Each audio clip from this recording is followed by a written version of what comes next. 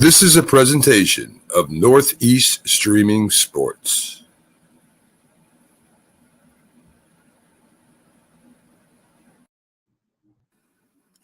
Good morning. You're listening to the Mac and Jack Sports Show on Northeast Streaming Sports. Hey everyone, and welcome to the Mac and Jack Sports Show. I'm your host, Mac, with your co-host, Jack Hirsch. We're going to start it off right away, Jack. We're going to get into it. Last night's game. The NFL is back. Kansas City hosts Detroit in the first game, and they slide by with a 1-point victory, Jack. A lot of different storylines out there. Kelsey was out for the game. Of course, their big defensive tackle, Chris Jones, will be out for longer than that. And a former Giant wide receiver didn't have a good game, Jack. So, Tony. Yes. Well, Mac, we don't know how long Chris Jones is really going to be out for. Their great defensive end, the anchor of the Kansas City Chiefs defense for years. Ironically, he was watching the game from one of those luxury booths in Kansas City. Obviously, the Chiefs had to supply it. Why was Chris Jones there? I wonder, and I know you still want to support your teammates, because if everything backfires, he doesn't get a new deal, he's going to come back after game 8, because for him to want to be a free agent next year, he at least has to play the majority of the season, be on the active roster. So his plan is to come back after 8 games. That's the plan right now. But seeing the game yesterday, the temptation to come back might be overwhelming. And him being in the stands, that doesn't go over too well with the Kansas City Chief fan base, the public. Even though they revere him, he's in a position to help. And there he is sitting there. Stay at home, Chris. If you're truly holding out, don't be there for everyone to see you. Don't be there for everyone to focus on you. And Chris Jones could have been a difference maker yesterday. I got to believe if Chris Jones had been in and Travis Kelce had been healthy and he was able to play the first game, then the Chiefs beat the Lions in a close one. But missing their 2 star players after Patrick Mahomes, I think, was a difference maker, and it gently tilted the scales in the Lions' favor in what was destined to be a close game any way you look at it. It looked to me like Mahomes did everything humanly possible to keep Kansas City in the game. Without those 2 stars, you might think the Lions would beat them by more than 1 point. I think the thing that that broke Kansas City's back was the pick 6, Jack. When it went through Kadarius Toney's hands, they took it back for a touchdown. So, what do you think about Kadarius Toney? You've always been an advocate of Kadarius Toney. The Giants should have kept him. Why did they let him go? Yada, yada. What are your thoughts now? Well, I felt when he was with the Giants, if he had serious maturity issues, they couldn't straighten them out, I don't mind that the Giants moved on from him. But the difficulty I had with the Giants moving on from Kadarius Toney, when he went to the Kansas City Chiefs last year, was effective. He was part of their Super Bowl winning team. He had a great kickoff return, a punt return in the Super Bowl. So he really did contribute, and he was penciled in as a major contributor this year as well. So if he could do that under Andy Reid and a superior team, the Super Bowl champion Kansas City Chiefs, why couldn't the Giants have straightened out his issues? That's what I wondered about. But with that said, yesterday, it was awful. A pass going through his hands, getting intercepted. The stat comes under Patrick Mahomes' byline, interception return, for a touchdown. And it kind of makes it look like Mahomes really threw a pick 6 when in reality, the ball was delivered properly to Kadarius Toney. Skibby Moore, the other receiver, he missed the key pass thrown his way.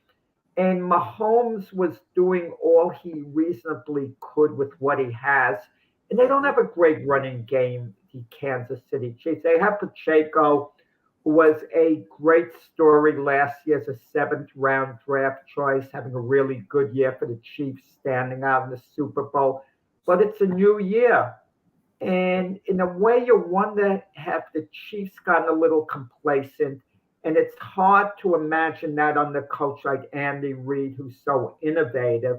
But you just kind of wonder. Like even with the Lions yesterday in the game, where the Lions on a punt inside their own 20, they faked it and they got a first down. And it was kind of sending a message that the Lions have all this energy. And you kind of think, were the Chiefs caught napping on that? But with that said, if Chris Jones had been in and Kelsey had been in, I got to believe Kansas City does win that game. Because I'll tell you, Mac, every quarterback needs a primary guy, go-to guy. It's very, very important. And even when Mahomes lost Tyreek Hill last year, he still had Kelsey. That was always his go-to guy. Yesterday, there was no go-to guy. You're spreading the ball out to a bunch of guys who you really don't have the ultimate trust in. I agree with everything you said there, Jack. And I'll also, they got two new offensive tackles. Both their offensive tackles are with other teams now. And getting back to Kadarius Toney, the Giant fans are just celebrating this because of all the things he said on Twitter about the Giants. I think that the maturity issue was a huge, huge reason why the Giants got rid of him. And the two draft picks they got for him, one, we got a starting cornerback out of it. Banks is our starting cornerback from that trade.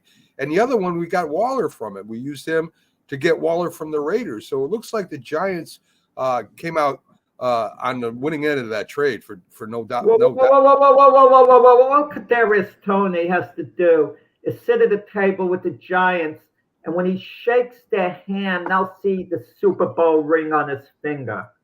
So I don't want to hear the Giants got the better of the deal. Kadarius Toney contributed to the Chiefs winning the Super Bowl. They definitely got the better of the trade. He was a contributor. They got a starting cornerback. And if Kadarius Toney doesn't return that punt the way he did, maybe the Chiefs don't beat the Eagles in the Super Bowl. Maybe they do, Jack. That's all hypothetical. The point I'm trying to make is going forward, Giants got a starting cornerback and maybe going to be one of the best tight ends in the league this year. And the Chiefs got a Super Bowl banner hanging, You're going to give Kadarius Toney the credit for that? I give him credit for contributing. He contributed mightily in that game. And this is one game in the season. One game in the season. And before you start bragging about the great Darren Waller tight end, he's been injured a lot. He's been injured. And so has Kadarius Toney, Jack. He's been injured a lot too. So, I mean, what does that matter? He contributed after the trade. He's already left his mark with the Kansas City Chiefs, and Darren Waller hasn't yet done anything with the Giants. But with that said, if both of them stay healthy, I do like that deal for the Giants to get, Darren Waller, Banks at corner, however they worked it out. But I do too. So. Don't start gloating that Kansas City. It's my turn. It's my turn. It's my turn to gloat, Jack. Right now. You have nothing to gloat about. The Chiefs won the Super Bowl. I do. That was last year. That was last year, Jack. This is this year. Patrick Mahomes looked like a normal quarterback. This first game, Jack. He didn't look like Patrick Mahomes. Everybody was taking the Chiefs, including me, saying, Patrick Mahomes is a magician. Well, he ran out of tricks last night, Jack. I picked the Lions, Mac, to win. Keep the yesterday. I know. Not to cover the points, to win the game. I know you did. Right, yeah. But, I picked that before we knew before we knew that Travis Kelce was not going to play. You picked it after you knew that Kelce wasn't going to play. Isn't that correct? Well, we didn't know till game time whether he wasn't going to play or not. Oh, okay. So you picked it. I don't got a time on that, so I didn't know whether. Okay, it doesn't. But the bottom line is the Lions won. The Lions are 1-0. Right. The Chiefs are 0-1. Chiefs should be all right. Andy Reid came under certain criticism, Mac, for late in the game They had the 3 timeouts left. They were going to go for it on 4th and 20. They got flagged, and then they went on 4th and 25. And some people, wanted the opinion, kick the ball off, use your 3 timeouts. Okay? Right. But I'm not sure. I'm not sure whether I necessarily agree with that. I'm going to tell you why. Because you go on 4th and 25 and you don't make it, you still have a chance to get the ball back. Kansas City, the Lions could have kicked the field goal. You still can win it with a touchdown.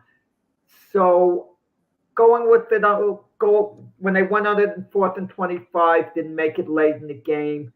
They didn't stop the Lions. Bottom line, they had to stop them. They still could have gotten the ball back. But if you punt it and you don't go for it on 4th and 25 and they make a first down, you don't have a shot, to throw the ball downfield and get a first down. Yeah, and Patrick Mahomes has worked that type of magic over the years. So even though it seems like an extreme long shot, he does have a chance of making the first down. A realistic. To me, that's 2020 vision, Jack. If it worked out, he would have been a genius, right? Everything would have been fine in Chiefland. So, folks, we're running a little promo here. If you pick now, these picks have got to be in by Saturday, not Sunday because I want time on my email. But if you pick all 15 winners for Sunday's games, you get a free Mac and Jack's Sports T-shirt and a coffee mug. And all you got to do is submit those picks to macman.121062 at yahoo.com. And we'll pick a winner from all the people that play there. If we get more than one winner, we'll just randomly pick one. And nobody from Northeast Streaming Sports can play that pool. So let's hit the Major League Baseball standings, the playoff race. And we'll have Byron Williams coming in here in a second. Jack, the Yankees have got back in the wild card race barely. The AL East, Baltimore is at 88-51, Tampa Bay at 85-55, Toronto at 77-63, Boston at 72-68. Yankees, with that youth movement they got going on, are at 70-69. Now these standings are as 70-70. They lost yesterday. The Yankees. I was going to say, Jack, these are as of yesterday. Seattle. Let's go to Minnesota first at 73-67. The West, Houston is back on top at 80-61. Seattle is 78-61. Texas at 78-61. In the National League, Atlanta is at 90-48. Philadelphia at 77-62. Florida at 76-67. In the Central, you got Central, is that Texas, Jack? No, National League. Central, Chicago at 76-64 in second. Cincinnati at 73-69. And the West, the Dodgers are in first at 84-64, comfortably over Arizona Diamondbacks and the San Francisco Giants. Your wild card, if it ended today in the AL, would be Tampa Bay, Texas, and Seattle. The wild card, if it ended today in the National League, would be Philadelphia, Chicago, Arizona, and San Francisco are tied at the moment. And in Major League Baseball news, it would be Mac. It would be Toronto a half game over Texas for the last wild card spot. As of today. Toronto, my bad. I said Tampa Bay. It's Toronto. You are correct. No, Tampa Bay. You're right. You said Texas. It would be Toronto. Right. Wild card, Philadelphia again, comfortably over Arizona, and San Francisco's tied. Julio Urias, the pitcher from the Dodgers, has been placed on admin leave after domestic violence arrest, Jack. So I guess it's pretty bad. He was arrested. And so that's your Major League Baseball playoff update. I heard it's the second time. Enough is enough. One time is one time too many. But we don't know what goes on behind the scenes. But when something's a repeat offender, it gets to be too much of a serious situation. The teams really want to stick with the guy. It gets really ugly. I agree. Byron Williams, our NFL analyst, every Friday morning. How you doing, Byron? Football started last night, Byron. Were you surprised at the result of the game, Byron? I wasn't really surprised, but I was excited because it was a good game, good play game. I think this kicked off the season well. And just goes to show you what one player not being able to play can hurt a team. But it tells you also that the other players need to step up when they're supposed to. And they didn't. Some of the players on the Kansas City Chiefs team didn't do that. But I'm excited. I'm excited for Detroit. I'm excited the way the game started. And, one of the things that, you see every year that when you go to the Super Bowl, you got a big target on your back. So everybody's gunning for you and shooting for you. So it was a good game. And I think it's the way to get the season kicked off for the weekend. We're all saying that about Kelce not playing. And, of course, Chris Jones didn't play, 2 new offensive tackles. Right. But when Detroit played him last time with Kelce, with his weapons, Right. Detroit beat him. So, I mean, this Detroit team, I don't know if they won the division or not. I think it's going to be a close division. Right. But they came out to play, ran the ball well, Goff passed the ball well.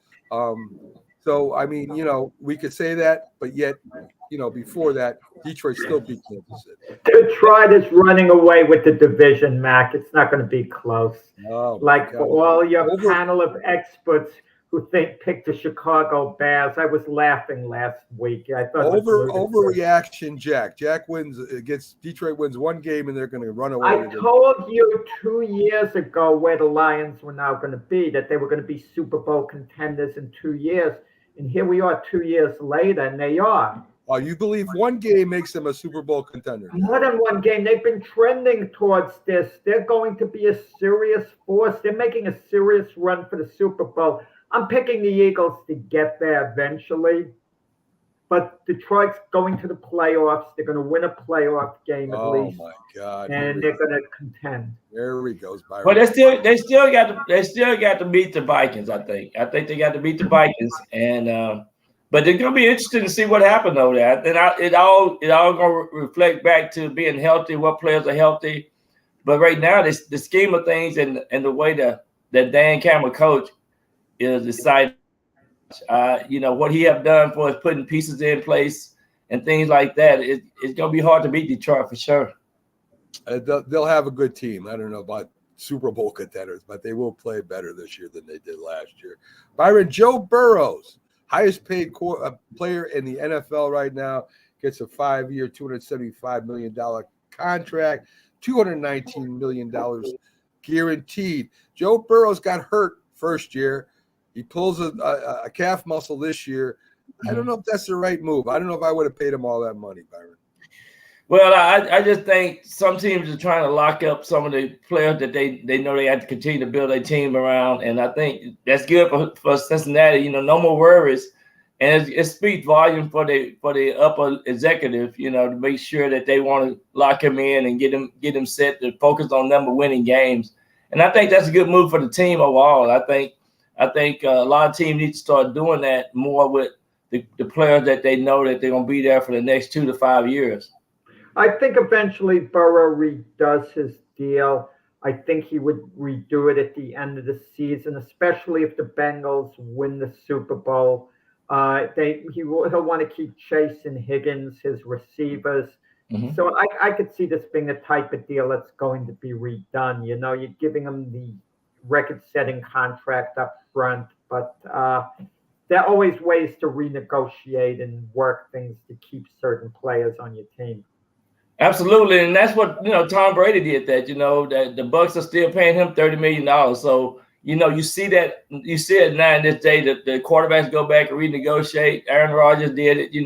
They go back and get some extra money. I know Tony Romo was still getting paid from the Cowboys. So you see those quarterbacks when they make those big deals like that, they come back and be able to just make sure that their team signs more players that they need to have on their teams. Well, Nick Bosa just did that. Nick Bosa and Brown, the big tackle, they both restructured their contracts so that San Francisco could, get another player, or they come in under the cap. So it does happen a lot. And then the way Nick Bosa was holding out, he got his money. I don't think he was restructuring anything. He did restructure his contract, Jack, after he signed, so that they would come under the cap. Him and the big tackle there, Brown. I know that's his last name. Trent Williams. Yeah. There you go, Trent Williams. They both restricted their contracts for the year. I know back in the 80s, I know that Lawrence Taylor was still getting money from the Giants in 2000, and I was like, man, that was crazy. That was my first time hearing of a player really doing something like that. Was Lawrence Taylor one of the first guys to have done that back early on, Okay. All right. Let's take a little look ahead at some of the key matchup games, Byron. I know you and Jim did your picks on J&B Talking Shop. That's on every Wednesday night at 8 p.m. Eastern Standard Time. And you guys, and of course, Jim is all over the Cowboys again this year. Well, especially this year. So let's look at some of the things. You have the Browns and the Bengals coming up. We were just talking about Joe Burrows. Joe Burrows has never beat the Cleveland Browns, Byron. He haven't. And I think that's been a challenge for him. And, we was talking earlier, some teams just like Detroit, some teams just match up better with against some certain players, some teams. And I think Cleveland got his number so far. But, I think if they tweak and have another good game plan, I think Cincinnati can definitely beat them. But when you go to Cleveland in a dog pound and just that environment alone, you got to be able to sound out all the noise. But I think he had been having difficulty beating the Cleveland Browns for some reason. That Cleveland Brown defensive line is pretty good. I mean, that defensive end they got out there that can, he made the top 100 players this year. Myles Garrett. Yeah, Myles Garrett. And he feasted on Burrows because of that suspect offensive line. Do you think the Bengals upgraded their offensive line this year at all, Byron? I think they did, but in the past 2 or 3 years, that was one of the weakest points on their team, and I think they probably been improving it over this past season, this offseason. But that's gonna be the key. They always said that the offensive line is gonna be able to take them over the hump, and so hopefully they did add some more players. I know they signed a couple of players this year, but definitely that's been the so eye for the team because they've been able to hit a barrel and affect his performance a little bit up there. But that's when they play Cleveland Browns.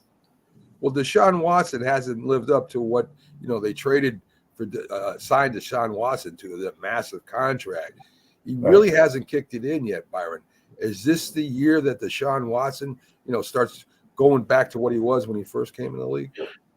Absolutely, and he hadn't played in 2 or 3 years, and this is going to be the factor to see if he can do what he did when he first got into the NFL. But he got to, it's a make or break season for him. He definitely need to come in and make a big impact, and that's going to be the key factor for Cleveland Browns. I mean, it's been that factor ever since, But it's definitely going to see whether or not if he worth the money that they paid him, and it's all about performance. And these players got to be able to realize that, and that this is his last chance probably too as a good starting quarterback. The teams continue to move on from players that hadn't done what they're supposed to be, predicted. No, Byron, $230 million guaranteed. Cleveland can't move on from him. Now, know what they want to. Deshaun Watson, if he shakes off the rust and he's at his very best, he's one of the top 5 quarterbacks in the NFL comfortably. I mean, who are you going to really rate ahead of him? You could do Mahomes, Burrow, but then he's right there. He's right there with Justin Herbert. Maybe he's right there with Josh Allen. But has he lost? Could you lose something as a quarterback with that inactivity he's had the last couple of years? That's what I'm concerned about. He's young enough where that shouldn't be a problem. But can he lose a certain edge that maybe he never gets back, try as he might? Well, one of the things that I always be concerned about is the coaches and the staff and the executives have seen him in practice, and that's something that we don't see that much.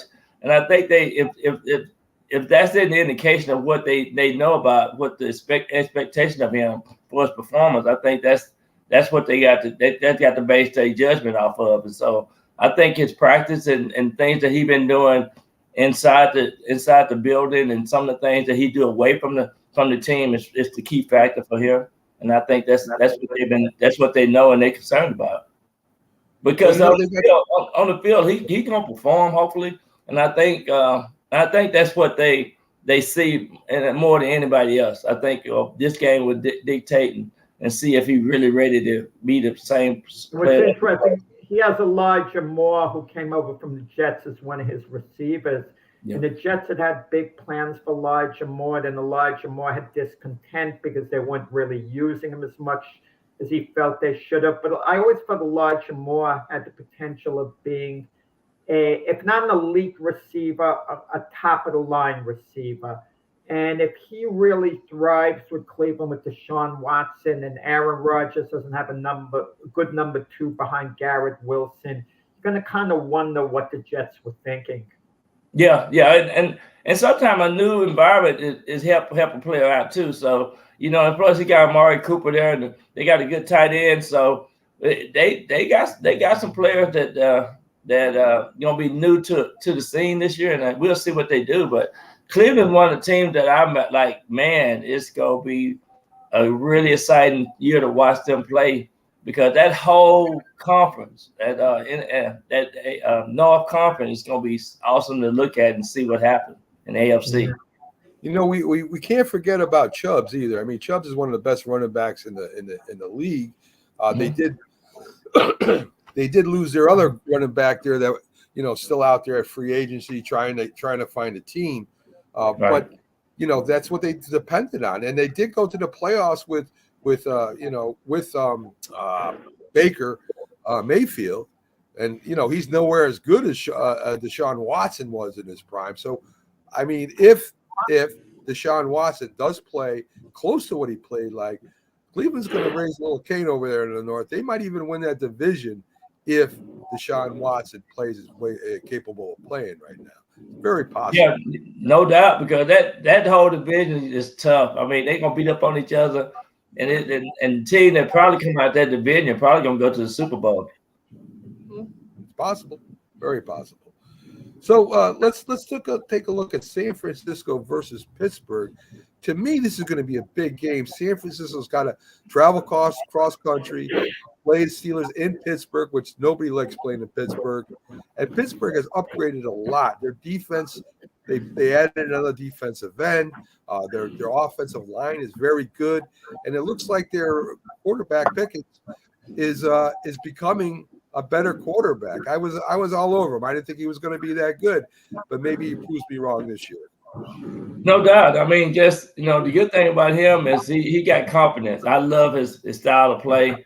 You see, he drastically improved. He one of the most improved quarterbacks in the and this is his second year. So I'm excited to see how he can manage the talent that they have in place, and the running back Harris needs to have a better year than he did his rookie year.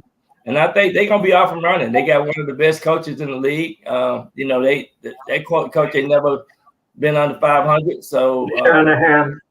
Yeah. But guys, the Pittsburgh Steelers have one of the best defenses in the NFL. And what's interesting to me, Brock Purdy's now going against it. It was a wonderful story last year with Brock Purdy, 7th round draft choice, Mr. Relevant, having the great year he did, but he did it as a game manager. Kudos to him. Right. But Brock Purdy should be no more than a backup quarterback at this stage right now. And we're going to see, you're going to see against the Steelers defense. You can only dump the ball off so much to McCaffrey, Kittle, and everything. You don't think Mike Tomlin's going to be swarming those guys? You got to be able, you should especially know this, Byron, you have to be able to stretch the field to keep the defenses honest, to keep them a little loose. Because if they can jam up and they know there's a lot of short passes, a lot of flares thrown, I mean, they're going to merge on it. And I don't want to hear Brock Purdy's final line might look good 11 for 16, but a lot of short and effective passes. And I think you're going to see a difference in quarterbacks. Kenny Pickett is going to take more chances against the 49er defense than Purdy will against the Steeler defense. But in fairness to Purdy, coming off an injury, I don't know how healthy he really is still, number one. And number two, you come off an injury the way he did, I could understand the coaching staff wants him to get his confidence back. So they don't want to put him in a spot where he's going to throw, 2-3 interceptions. But keep an eye on this game. This is going to be interesting. Purdy against an elite defense. It'll give you an idea of how advanced he truly is. Yeah, and I think that you're absolutely right. I think I think the weapons around him, he Debo and Christian McCaffrey, I think they definitely gonna be the key factors for him to be successful and how quickly he can get the ball out, because that defense is gonna be coming, and that's for sure. We're talking about the Pittsburgh defense, and the San Francisco defense is probably the best defense in the league. So I mean, I don't want to hear that Pickens is going to throw a bunch of bombs on these guys when you're going to have Nick Bosa and that front four all over him the whole game. And they may have the best middle linebacker in the league. I don't want to hear that it's going to be a test for just Purdy. It's going to be a test for Pickens too. So I'm not as confident and Pickens against the 49ers as Jack is, and I think Purdy will be fine against the Steelers. They'll take what they give them, and that's what you got to do against a good defense. So the Steelers got Mike Tomlin. They got Mike Tomlin, arguably the best coach in the NFL. Arguably. Yeah, I would disagree with that. I think Shannon's a pretty good coach too. So I wouldn't put him on Tomlin's level. And this Steelers team is gearing their defense towards great things. And with TJ Watt's going to be in game shape. Bosa, I don't know what type of game shape he's truly going to be. And I think Bosa is going to be effective because he's such a great player. But TJ Watt is more ready. He's had the full training camp. Bosa's been working out on his own, and I don't doubt that he's in shape, Bosa. But TJ Watt's really going to be bringing it on Purdy. Well, the good thing about it, it might be a good close game, because we're going to see what happened, because Pittsburgh play good at home too, and they fans are all over the terrible towels. So I'm not even picking San Francisco to win this game. I just don't think. I think it's going to be a dogfight all the way out. Two defensive teams going at each other. I would give San Francisco an edge in the running game, though. That I would do. I would Debo. Well, 49er kicking game reportedly is a complete mess. And I'm going to tell you something. If they lose this game, because on special teams, because they miss a couple of kicks, you kind of wonder, because they've had the warning. There's so many kickers out there who you could bring in all of a sudden who've been cut by teams who could be effective. And you kind of wonder, with Robbie Gould, maybe bring him back. Yeah, that's a good point. That's definitely a good point, because that special team is might be the factor in the game. That field goal, that last minute field goal, that might win it or lose it. I agree. Yeah. Let's talk a little bit about Philadelphia and New England. The Patriots, and I don't want to even talk about Bill Belichick's personal life with his girlfriend leaving him, even though I just said it. That I don't know if that will affect Bill or not. I don't think so.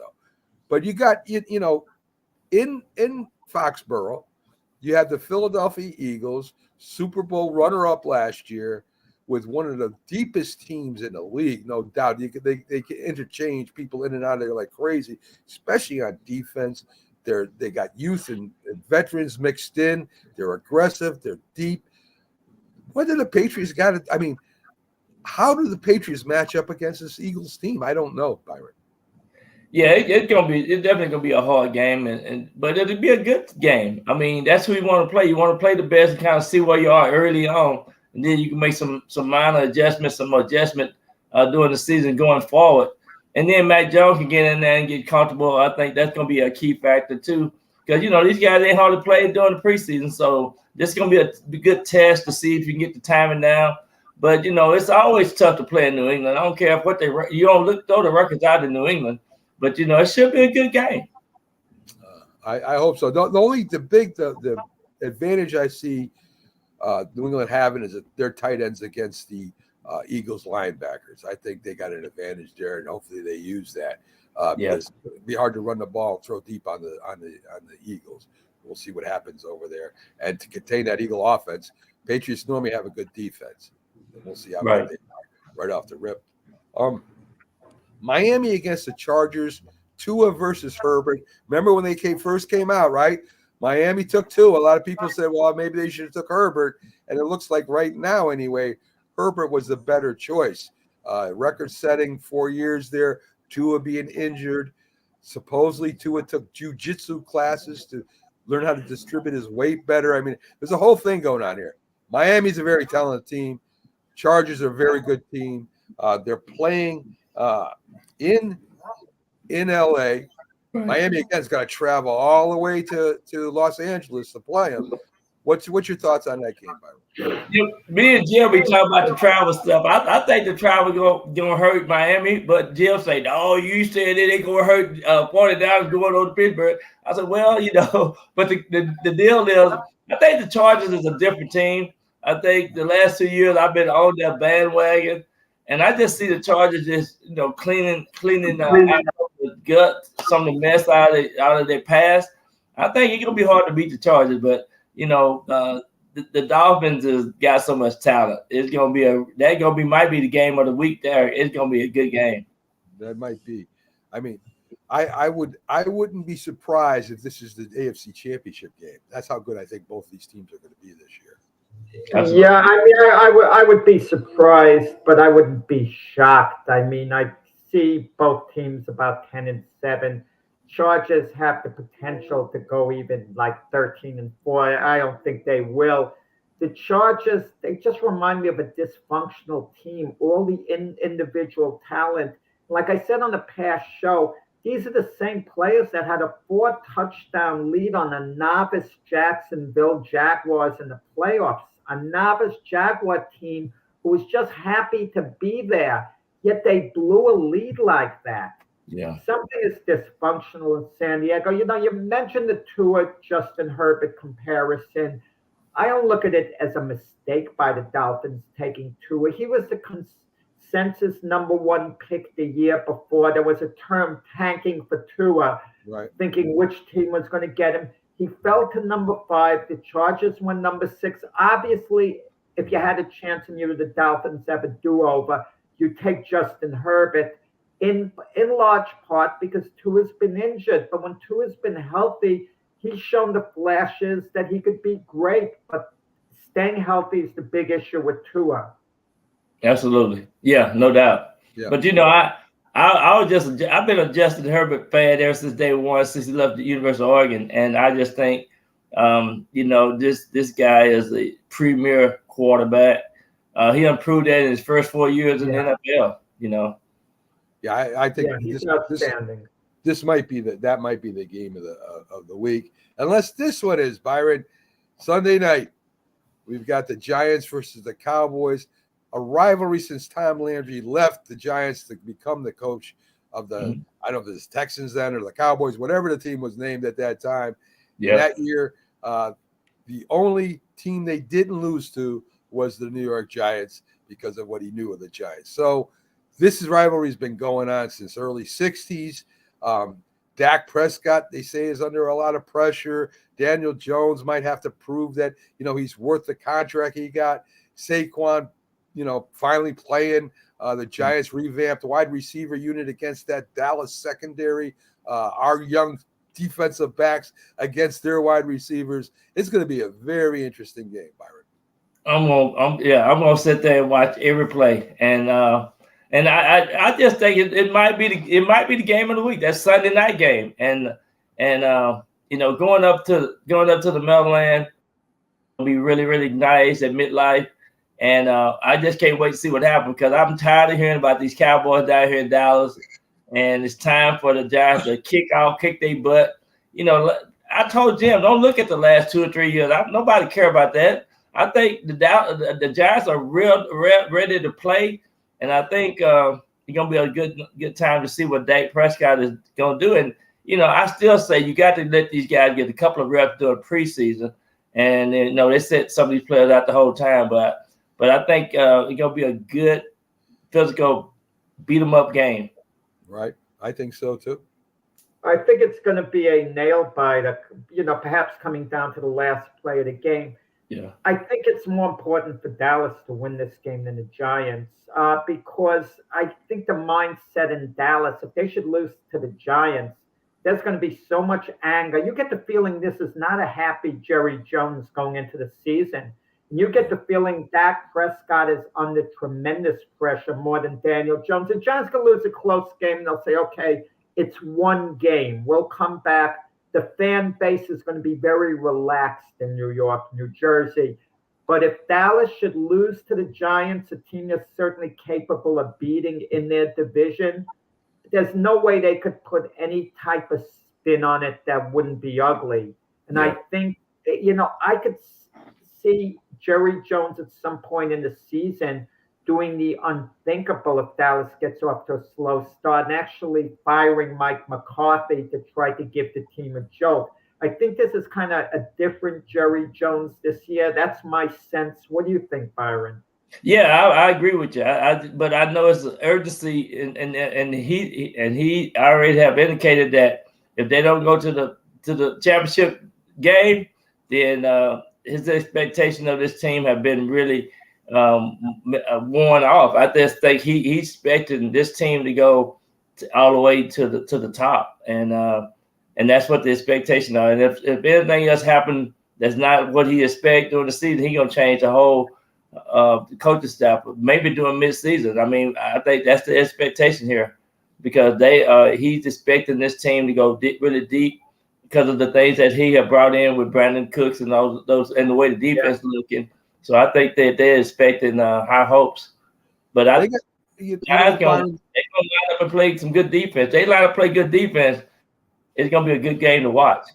Byron, there is a couple key injuries Dallas has too. One is on the offensive line, one in the defensive backfield. I mean, I'm not going to make excuses. They're not really excuses. We'll see if they play or not Sunday night. I'm expecting Saquon to be used a lot. Sunday night, the Dallas defense, their cornerbacks are strong. Their running game is suspect. You're going to see a lot of Saquon and a lot of Waller, I think, in this game to see if the Giants can move that ball downfield, maybe keep that Dallas offense off the field. Yeah, now I'm about to say that. I think that's going to be the two factors, Waller and Saquon. I think we can get Jalen the wide to run off the deep coverages and underneath patterns. I think it's gonna be the Giants got a different look for his offense. I think that's gonna be what Dallas hadn't seen before out of the Giants. How often Daniel Jones runs to me is going to be an indication of how the season's going to go. Because if he runs less than he did last year and he's relying more on Barkley, Waller, his wideouts, I think that's going to be the pattern of the season. But if Daniel Jones is just taking off on the first sign of trouble, I don't think there's going to be any in-season adjustment. He's going to be a running quarterback the way it was last year. And I think in the long term, that's not going to serve the Giants well. But if he could spread the ball around, run less than last year, and the offense is effective, that's going to be a great sign for the Giants. Yeah, absolutely. And I think too, he got a better set of receivers now than ever before. Well, he's got a lot more speed, that's for sure. And we'll see how Hyatt adjusts to play in the NFL. We'll see if the Campbell move was a good move, getting speed with him there too. I mean, you got to catch the ball. It's good you're fast, right? You got to be able to catch the ball too. And that's, I want to see how Hyatt performs in the NFL in a real game. Not preseason, Byron. I want to see if Hyatt can make some catches out there. If he does, then maybe the Giants have a shot at this year. Guys, I wouldn't get excited about the Giant wideouts. They're really quite average there. I mean, nothing to get excited about. They'll be more effective if Wallace stays healthy and Barkley stays healthy. Barkley, we know, will have a big year. Wallace should have a really big year. He's one of the best tight ends in the game. If healthy, if those two guys are healthy and Daniel Jones is clicking with them, it's going to increase the opportunity for the wideouts. But if they're not, don't count on the wideouts to bail the Giants out. Now I don't believe in for us better them out. I just think they just got a better set of overall talent, like a talent pool of players that do different things. I think that's going to be a key. They need to make sure they utilize them in their own, special what they bring to the table. And I think, they got some guys with more speed now than ever before, which I'm excited about. Yeah, I hear you. The Giant defense against the Dallas offense. I mean, they got to pressure Dak. We got some young cornerbacks out there, Byron, and absolutely. They say that they play well together, and there are a lot of expectations of these young cornerbacks. 2 rookies and a second-year guy back there. McKinney is probably the oldest one back there, or maybe Weldon. I'm not sure, but to go up against those Dallas receivers, if we don't get pressure on Dak, and he likes to play one-on-one, and we play out one-on-one with those receivers, Dallas could score some points real quick. Yeah, and that's exactly right, and that gonna be the key factor probably to see what the separation is between the defensive back and the wide receivers, and that gonna be that's a good point. And I think so far so good with Banks and the other guy for doing the coverage. They've been right there on real tight in coverages and things like that. So it just can't make no mental mistakes and make sure that these guys are being being adjusted for their routes and things like that. I just think they angles to the ball and their position to the receiver has been really great so far. Hopefully they can continue this game. And this will be a kind of a test to see how far Thibodeau's come along, because the pass rush is going to be important. Sure. Dallas has a good offensive line, and he doesn't necessarily have to, sack Dak Prescott, but keep pressuring him, okay? Force him out of the pocket, force him to throw sooner than he wants to. I mean, and I don't want to see a big play now and then and him taking most of the game off. I don't want to see that he gets 1 sack, even 2 sacks, but doesn't do anything else the rest of the time. Constant pressure on Dak Prescott, get him out of his comfort zone. It doesn't have to show in the statistical line, but right. I want to see him always, penetrating. Yeah, and you're absolutely right. This second season, he needs to step up and make some big plays. I think, hopefully his arm, that brace that he wear, I don't know if that's how they move him to the other side as well. So it's gonna be interesting to see how he plays, and he could be a factor. Well, he's a special project of Wink Martindale, the defensive coordinator, who could bring out the best in him. And maybe, he'll turn out to be the player he was projected coming out of college. But at some point, it's got to start, and no better place to start opening game against the Cowboys, national TV. I think players are more psyched. Correct me if I'm wrong, Byron. You're playing the Sunday night game, NBC, because everyone is watching that. Your peers are watching that. More important than even your fans and your family, the rest of the league is watching that. That's where you get your respect from the rest of the league, because they're sitting down. They played their games already that day, and they're watching you. Absolutely. Like last night, everybody watching that game last night. Sunday night and Monday night have been a big plug for these players. So you're absolutely right. I mean, everybody better play their best, because that's where you can get your name. That's where you can get your new contract. So you got to make it happen. Well, let's talk about one more matchup before we get on to the Jets and Buffalo. Giants signed Okerfe, I think is his name, from the Colts. Very fast, right? A very fast middle linebacker, and they pick up Simmons, who, according to what I'm reading from Wink Martindale, he's going to have a special thing he's going to do with Simmons. I'm not sure what that is, whether it's blitzing or coverage. I don't know what it is, a mixture of both. He supposedly is going to use Simmons the way the Cardinals didn't use Simmons. So with the linebacker crew, versus the Dallas tight ends, again, I think we get a little advantage there. But how effective are they going to be against that Dallas run with them big linemen? And can they get pressure on Dak with that big line of theirs? I think that's going to be really good. I think it's clever that Wink Martindale be able to do some things. And he's a defensive specialist. That's why I like watching his defense. Think of what he done for Baltimore. Baltimore was known for stopping all kinds of special runs and special offenses, and now he got some talent. And you got to have linebackers that can move and create the mismatch and be able to match up with the running back out of the backfield. And I know Dallas sometimes dump a lot of passes to Pollard out of the backfield. So it's gonna be good to see what happens. I think the good thing about Wayne Wardell, he be putting that chess match together. He create all kind of atmosphere, and he gonna put some pressure on that. So that's a good thing to watch. And now he got some players with the skill set that they can go in and do that. So it's gonna be fun to watch him because he's known to be creative on the defensive side of the ball. Well, speaking of fun, Monday night, Jack's New York Jets versus the Buffalo Bills, and it's in MetLife Stadium. I like the Jets a lot this year. I think they're young. Picking up Rodgers, of course, was the thing they had to do. Zach Wilson wasn't going to cut it for them. But they do have a decent running game. They got a great young defense going against Buffalo, which I think, my opinion of Buffalo anyway, is they're starting to fall a little bit. They kind of evened out last year, and they're starting to come down a little bit. And I think the Jets are catching them at the right time. I wouldn't be surprised if the Jets beat Buffalo Monday night.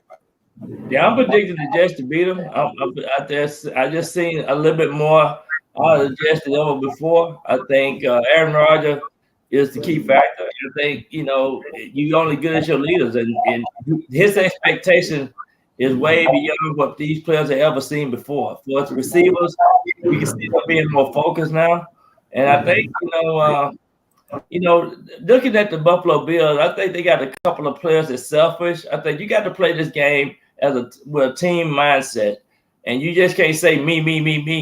And you got to sometimes you got to run around to get the other guy open. So I said that had hurt them in the past, but Josh Allen, he made great things happen too. So it should be a good game, but I think now it's gonna be very competitive between the Jets and the Bills. I mean, it's gonna be something to watch. I believe, I think I don't know if I want to say that Aaron Rodgers right at this point in his career is better than Josh Allen or not, because I think Josh Allen is a great quality quarterback, and of course Rodgers is getting older. But I think for reading defenses, for calling plays and audibles, I think Rodgers has an edge. I don't think the Buffalo defense is that good this year, Byron. I really don't. This could be a runaway. This could be a 2-touchdown win for the Jets, I think. And I don't even know why they're underdog, to be honest with you. Yeah, me too. I'm with you on that, and I just think the Buffalo Bills ain't the same. We'll see. They're gonna get tested, but I really think the Jets is a team that have really made progress with where they position themselves to go to the Super Bowl. You wonder with Buffalo, with Josh Allen, is he going to be the same type of running quarterback? Reportedly, he's going to be relying on his running backs more. James Cook, from Georgia, a third-round draft choice a year ago. They're going to rely on him to maybe have a bit of a breakout season. But what Max said, I get the feeling that the Buffalo Bills, their window is really closing. I picked them to win the Super Bowl last year. They didn't. Yeah. They were disappointing in the playoffs. No Von Miller to provide a pass rush on Aaron Rodgers. That's certainly going to hurt. The only thing that bothers me about this Jet team, outside of the offensive line, in which they've seemed to make adjustments, but there are question marks still on the offensive line. It's hit and miss. Maybe they'll perform well, maybe they won't. We will have no idea till the first game.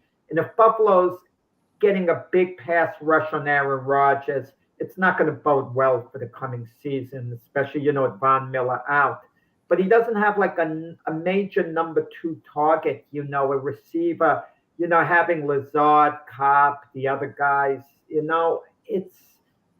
if something should happen to Garrett Wilson, he doesn't have any other deep threats. And and these elite teams, they normally have 2 thunderbolts, like in Miami, Hill and Waddle, and something with the Jets.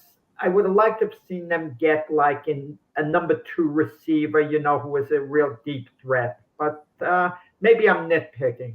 Well, another thing that they got Darren Cooks now. Davin Cooks. I think what an excellent running game with him and Brees Hall. But he can I catch think the that's ball. what Rodgers is going to rely on. Yeah. Yeah, I think that's going to be a big plus for them as well. And their tight ends, Yeah. their tight ends are pretty good too, Jack. They got a pretty good crew of tight ends down there. So you might see Rodgers going to tight end more than he did in the past. So I listen. I got no worry about the Jets' offense as long as Aaron Rodgers is out there slinging the ball around. If it was Zach Wilson, I'd be a little bit worried, but not with Rodgers out there. Your opinion, you're a former wide receiver. Jack has talked about Kadarius Toney in the past. He says, he won a Super Bowl. Well, he's right. He did help the Chiefs win a Super Bowl. Did you take any pleasure in last night's game with Kadarius Toney dropping them balls? That just goes to show you that he still got some ways to go. I think, these players need to understand, you can't drop a couple of balls that really, he came off his shoulder and he should have adjusted and caught that ball. But that's what gave them momentum. That changed the momentum of the game when he didn't catch that ball and it ricocheted off of him. And the defensive back scored that touchdown. It changed the whole momentum of the game. And you can just see the frustration, with what's happening with the Floyd things over there. But LaDainian Toney is one of those players that he was overrated, I think, a little bit coming out of college, and he hadn't matured yet to take it to the next level. I think what Mahomes was missing yesterday with Kelsey, he had no one who had his back. He had a bunch of guys, and the way to win is, I could understand you want to spread the ball around to 5 different guys, but you want to have one centerpiece. Tom Brady always used to have that with Gronk. As good as Wes Welker, Julian Edelman was, Gronk was his comfort zone. He knew he could always go to Gronk. Gronk could always bail him out if he was having a bad game. And Mahomes was missing that yesterday. Not that he was having a bad game, but Kelsey was his comfort zone. And he was missing that. So he had a bunch of guys. It looked at times like he was having tryouts. Who wants to step up? Skibby Moore didn't come through. The other guys, and even the running game was spotty with the Chiefs. And if they're going to count on Mahomes to carry the team, that's not a formula for winning. One guy's not going to carry the team, the offense, if he doesn't have the supporting cast. Yeah, and you're absolutely right. And I just think that, but I think, too, they learned a lot of what they need to do. I think, one game don't really make a big difference right now. But I just think, too, that just goes to show you that some of these other players, at the end of the season, you might have to depend on them. And now you're finding out that these guys might not be worth their way to go. And they're not with the Chiefs their first year. Like Kadarius Toney, he has to grow up by now. And yesterday, the ball that, just went through his hands. I mean, it was ugly. It was a terrible fit. Yeah. Before you leave, Byron, I want to go over the 3 rookie quarterbacks, the games they're playing, and who you think will have the better game. And, of course, you got to consider who they're matched up with. So the Texans, C.J. Stroud's going against the Baltimore Ravens. It's going to be a little tough outing playing the Baltimore Ravens' his first game. You have Carolina playing Atlanta. So, I mean, that's a little bit more favorable than going up against the Baltimore Ravens, I would say. And then you got Richardson with the Colts hosting the Jags. Another tough game. So, checking out the matchups against the teams they're playing, who do you think has the better shot at having a good first game? Oh, man, it's a toss-up with all 3 of those. I just think Richardson probably have a better game because he's going to probably have to run too. He probably got to run and pass. And the other two matchups going to be pretty serious for him because I was just looking at them in preseason play. They was okay, but wasn't growing the way they should. Maybe they just need some more game time and management time to adjust.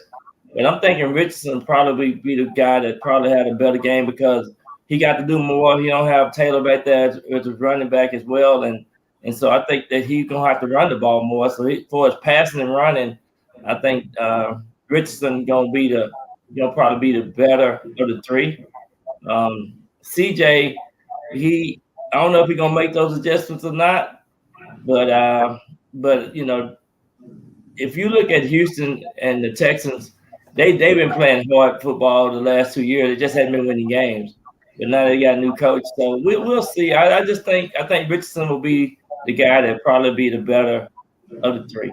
Maybe for one game, Byron, but Bryce Young, C.J. Stroud are going to have excellent careers in the NFL, and I don't feel that about Anthony Richardson. But it's a running league for quarterbacks. Any quarterback that's a great runner, and as big as Anthony Richardson, he's very physical. He's a hard guy to tackle, and the defense is sometimes reluctant to meet a guy like him head on because he likes mixing it up, it seems, Anthony Richardson, too. Tough guy, lightning quick. So he's going to have some success just by mere force, by running the ball. But you're not going to last long as a quarterback in the league if that's all you're basically doing. And Houston, they built an outstanding offensive line for C.J. Stroud. So the question is how well C.J. Stroud's going to be on his reads. How quick is he going to learn? Because I don't think he's going to be under the pressure that Bryce Young is initially as far as like a pass rush goes. I think they're going to protect C.J. Stroud a bit better. But I think by the end of the year, we're going to look at Bryce Young. Yeah, he's excellent. C.J. Stroud, we're going to look at him as coming along very nicely. And Anthony Richardson, he'll be very entertaining, would have done some wonderful things, but we're not going to look at him as being a long-term solution to the Indianapolis Colts. Yeah, and I think Bryce, Richardson gonna probably be like Justin Fields, you know, for his. Not as good. He's not as good as Justin Fields. Yeah, absolutely. All right, Byron. Keith Engle is picking the Bears to go deep into the playoffs, I think. So, but Keith Engle from TGI Sports Talk. Byron, can you stick around? You got to take off, my friend. I got to go be there, Arlington. I'm supposed to be there at 8. I told him I'd be a little late, so I got to head downtown. And good to see everybody. Good chat. All right, Byron, take it easy. I don't know what it is with Keith Engle and my guest. I don't know. I chase everybody out. I'm sorry, I'm ruining the ratings here on this show. So, Keith, how you doing? I imagine you watched a little bit of the game last night. I did. Quick thoughts on the game, Keith? Classic week 1 or even September NFL football. I mean, there was a lot of bad football played, I thought, on both sides of the ball. I don't think the Lions defense, I thought, played pretty well, but I think Kansas City helped that a bit. Obviously, Tony with a big drop for that interception touchdown. The Lions offense was okay, but again, this is a lack of training camp being 10 days in pads. This is what this looks like, and I'm not getting excited if I'm or overexcited on either side of this game. Kansas City will be fine. They miss Kelsey a lot. Sure. Those other Kelsey and Jones, they would have edged the game out. If the two of them would have been playing, you got to feel Kansas City edges the game out. Even with just Kelsey, because Kelsey, last year when Tyreek Hill left or got traded, everybody was all in Kansas City's done. And I said then it's Kelsey that makes that offense go, and he makes everybody around him better. And that core receivers aren't bad, but they're a notch lower when he's not in the game because they see a lot more attention, obviously. And I think you saw that last night. Let me ask you this, Keith. I touched upon it with Mac earlier. Chris Jones sitting in the stands, I think, was a bad look. Yeah. You know, if you're holding out, stay home. I know you want to support your teammates still, but you can't do it halfway. Them seeing you in the stands when you're physically able to play. Yeah, I wouldn't disagree with that. I mean, if I'm a guy, you're right. I mean, the guy's making plenty of money. He's got a contract. I understand he wants to hold out. That's his prerogative. But like you said, I don't think it serves any purpose being there. All right. Distraction. So I agree with you to that point, Keith, that there is, a lot made out of the first game.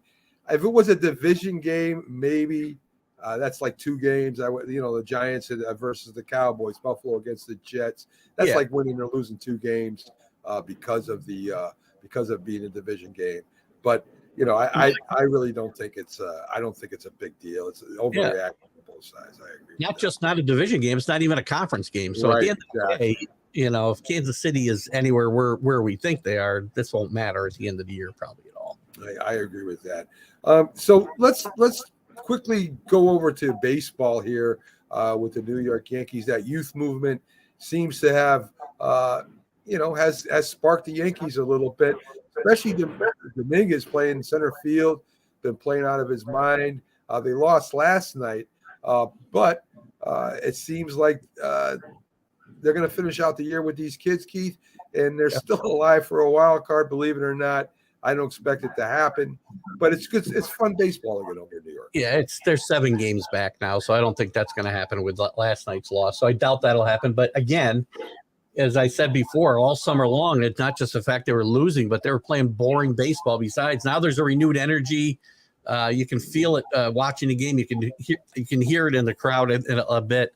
These kids, and he's come up and played well, especially Dominguez. He's got 3 home runs already. Home run in his first at bat, as we talked about last week. Plays good defense. Wells too is playing, not hitting the ball great, but they're working with him a lot on his defense because they don't know if he's going to be their catcher of the future yet because he's got some deficiencies there. He may even catch Cole the next time out, because they want to see how that works out. And they're working diligently with him on his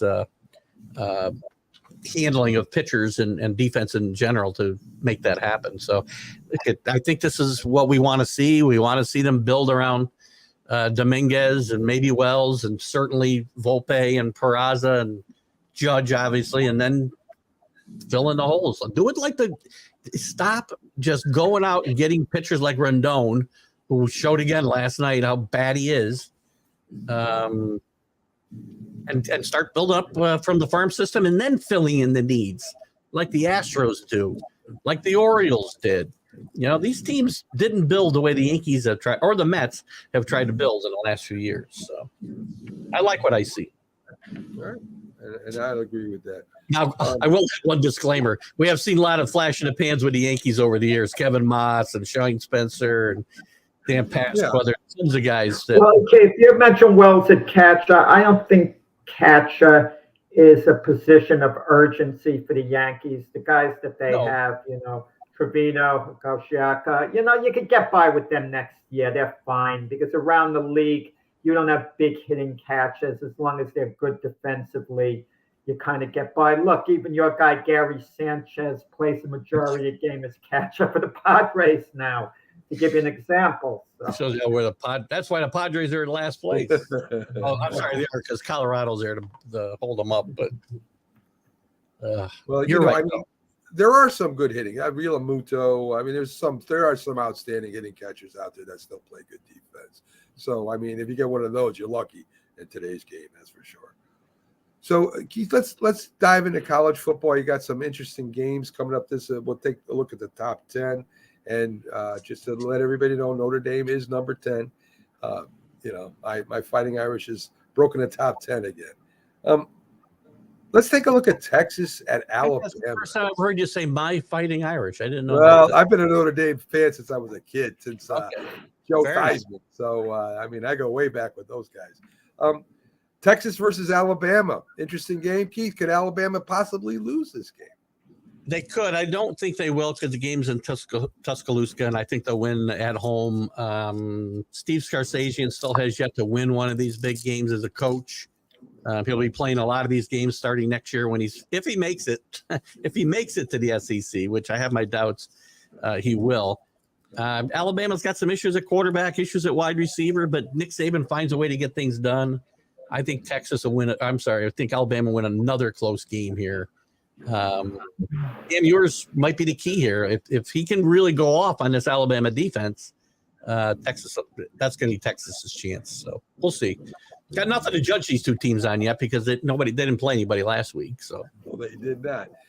From what I understand, Alabama's probably going to go back to ground and pound again, Keith, which I don't think is necessarily a bad idea in today's college or NFL because the teams are built for the passing game now. Yeah, I think they're still in flux with the whole passing game. Last year, even they had trouble with the wide receivers, even when Bryce Young was still there. So they may go back to a little bit more of the old school approach, and that might work because nobody else is doing it. So it might really work against some of these defenses as well. So you knew they were in trouble at quarterback when they brought in the guy who couldn't start for your favorite team, Buckner, down there. Tommy Reese brings him on to be his quarterback, and I think he's the fourth string quarterback now. I agree. Hey, listen, Georgia Tech, when they got rid of that triple option, they haven't been good anymore. I mean, they're one of the only teams that did it, especially nationally, not counting the military schools. Very hard to defend. So, that's another thing. Even Army's getting away from that offense this year. They're going to more of a passing offense this year at Army. It's very interesting to see how that works out. Yeah, I agree. We got Stanford at USC, normally a very, very big rivalry in the past, Keith. What do you think? Do you think that Stanford can hold up against USC? No, Stanford's in the middle of a pretty bad down period. I think they got a good coach in Trailer. I think it's going to take a couple of years for them to bounce back. Their last year in the Pac-12 is going to be kind of rough. USC is really good on offense. Their defense has got to play a little better than what we've seen. Only 14 points last week, but it was against Nevada. But they against San Jose State a couple of weeks ago, they still were letting them go up and down the field pretty good. That defense is going to make or break USC this year. I think they beat Stanford handily. Okay, all right.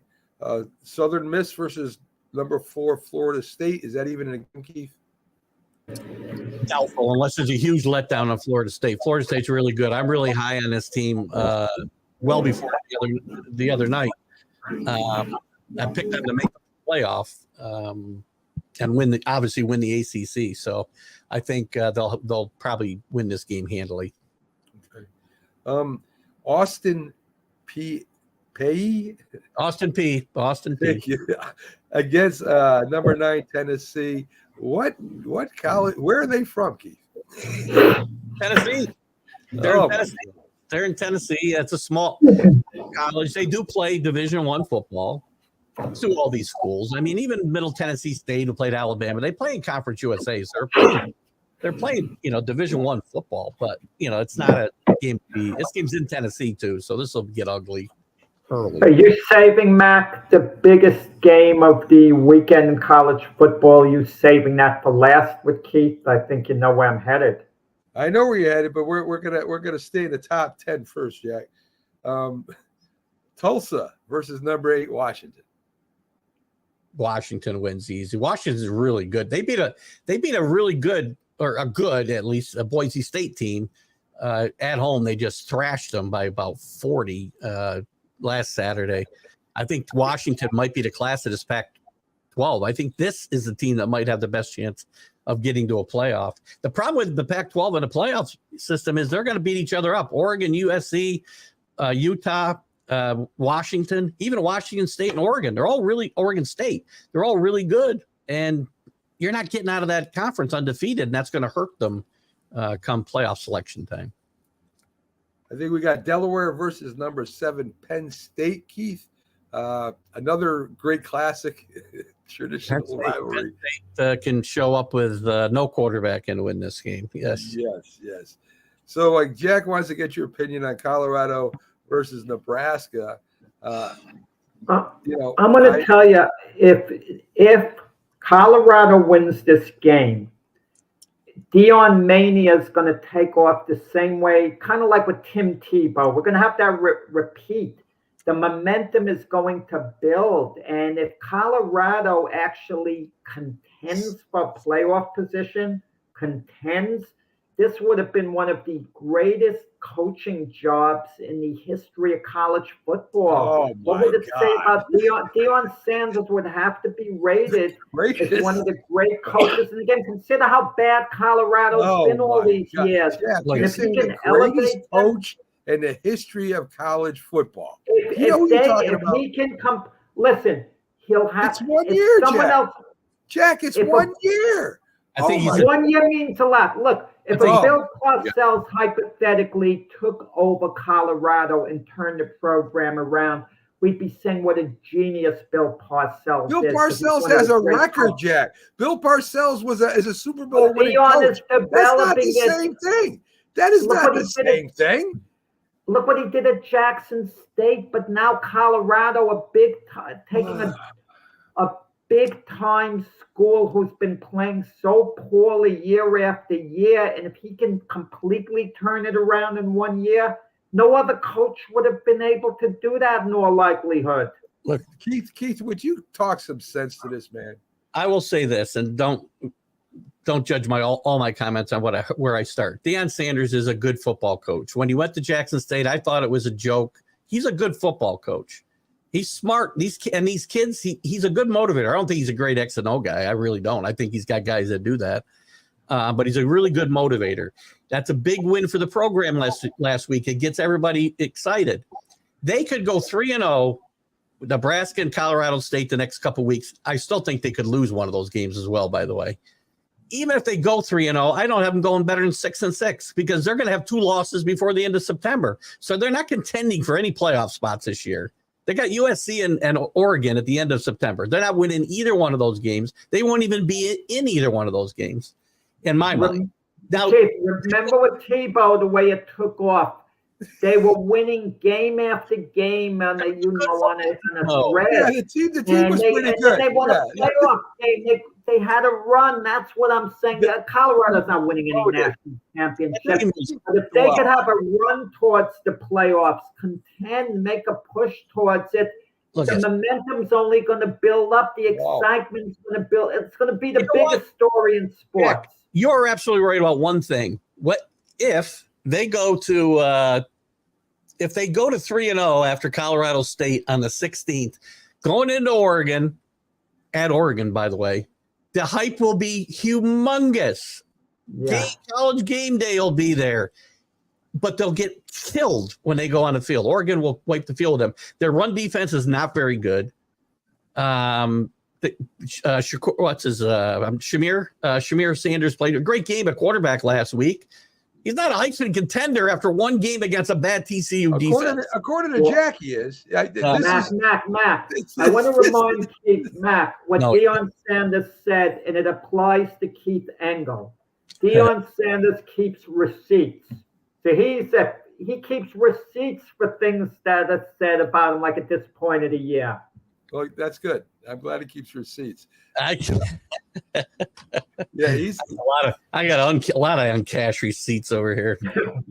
Oh my God! See, Jack overreacts to here's the thing too, and when I say what I say, I'm not really feel like I'm dissing Deion. If they win 6 games and get bowl eligible, that is a tremendous success in Colorado. It is. They've been irrelevant for 30 years or better. When you're saying he doesn't study his X's and O's, I mean, how knowledgeable he is. He's got to be very knowledgeable with his years in the NFL. Jim Jeffcoat said when he was his Deion Sanders teammate, Deion Sanders would show up like 5 a.m. and be studying, game film.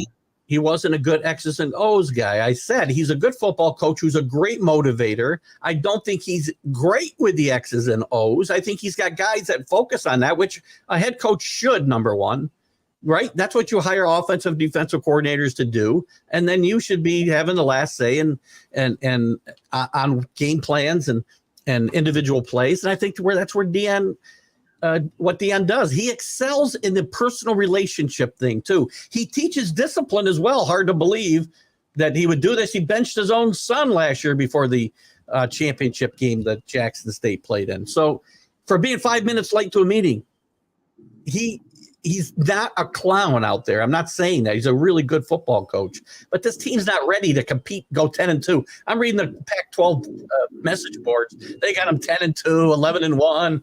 Playoff contention. They're going to win 6 games, and if they lose one of these next 2, they might win 5. So, Keith, they say that he will. The hype is already there.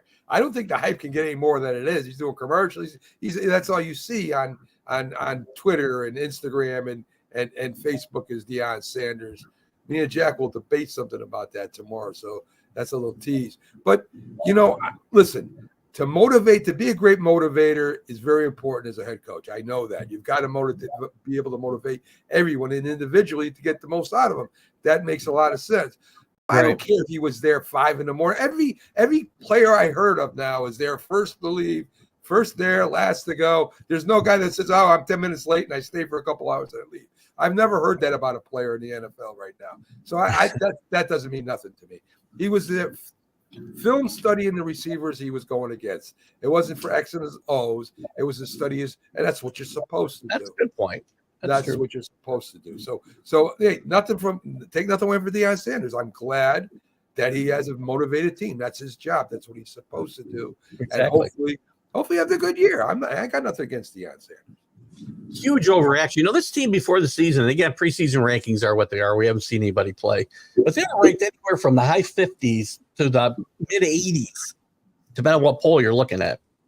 But wasn't TCU rated like number 9 in the nation, if I'm not mistaken? 17. I'm sorry. But they went to the championship game last year, didn't they? And they lost a lot of They went to the champion. So Colorado beat the team that went to the championship game the year before. Last year. I don't. Yeah. I still don't know whether last week's result, and I think it probably does both, speaks more to Colorado, where Colorado is, or where TCU is. So TCU is not going to be nearly as good as last year, and their defense wasn't good. Their offense turned the ball over twice in the red zone. If they don't turn the ball over, and again, I know ifs are what they are, but if they don't turn the ball over twice in the red zone, we're not even having this conversation because they lose the game by 14. Wasn't one return for a touchdown or something? I saw a highlight, a block kick or something. I'm not sure. Could be. I don't remember for a fact. So, Keith, let's get to your Sunday game. Patriots get the luck of the draw. They got the short straw. They go up against the Eagles for their first game. Not a division game. It's in New England. I hope the Patriot fans don't get upset if the Eagles win by 1 or 2 touchdowns. I hope they don't. They're going against one of the best teams in the NFC, or maybe the best team in the NFC. If they play a good, solid game, that's good, I think. Stay in the game. I will be a homer a little bit. I'm going to pick. I never pick against my team, but it's hard to come up with reasons I can. If with that offensive line, which is theoretically healthy, the whole 53-man roster practiced yesterday for the first time, I think all camp. The offensive line is getting a little healthier, and they're not too bad when they're healthy as a group, but that doesn't happen very often. This is a tough test for Mac Jones in this new offense, going at one of the best defensive teams, especially defensive fronts. They sacked. I think they led the league in sacks the last 2 years. It's going to be a lot of excitement in the building, which I think the Patriots may play off of early in the game. I hope to maybe get them off to a quick start with the Tom Brady celebration, but that only takes you so far. So I'm looking for some reasons that I can pick them to win. If they're in the game in the fourth quarter with a chance to win, that'll be, and again, there's no moral victories, but I won't be totally disappointed. If they go out here and get beat by 4 touchdowns, then that might be a little different. Do you think, Keith, the celebration for Tom Brady should be taking place after the game? Because even Robert Kraft said we're limited in how much time we have at halftime because of league rules.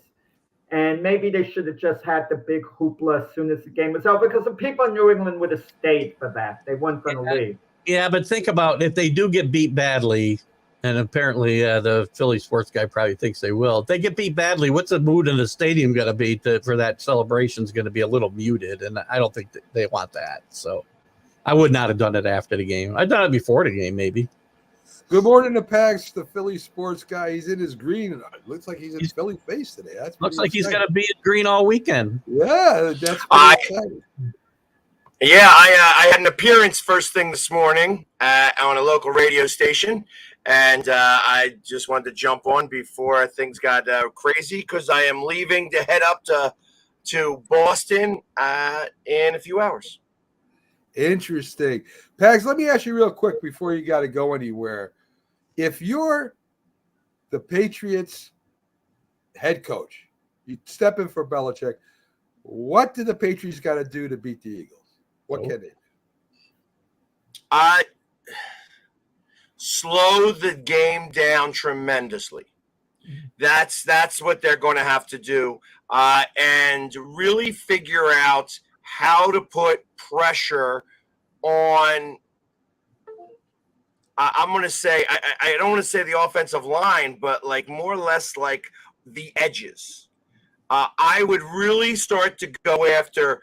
I know that Jordan Mailata is a monster, and he's one of my favorite players, but he is probably the one guy who you could maybe try to take advantage of with special stunts and such.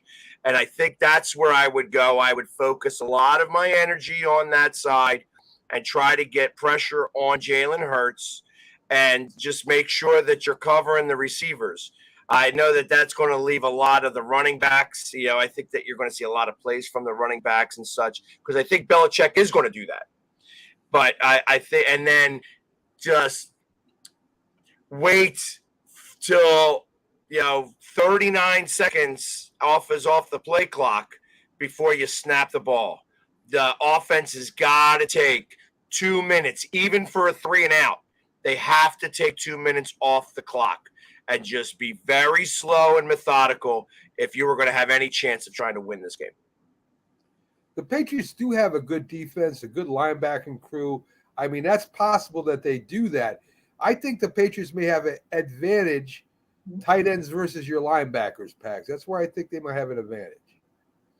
Yeah, but the biggest disadvantage is the offensive line to defensive line for the Patriots. Absolutely. And that's going to be a much bigger problem. You're not going to have the time to throw the balls to your tight ends or anything like that, because they're going to be on him so quick.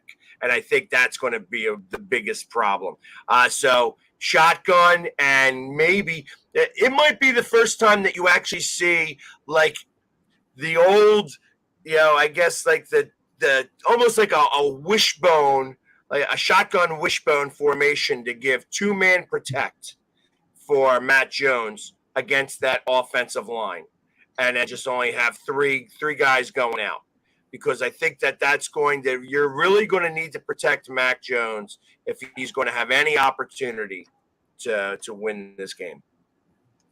Yeah, I think bubbles. You might see that bubble screen. Bill O'Brien loves that bubble screen that the Patriots used to run a lot of and haven't the last couple of years. You may see a little of that trying to slow that pass rush down a little bit, but if they don't slow the pass rush down, it will get ugly. Yeah, I was thinking the same thing. Some kind of screens in that, and you are going against a pretty good secondary too, Keith, to throw that in there too. Oh yeah, no,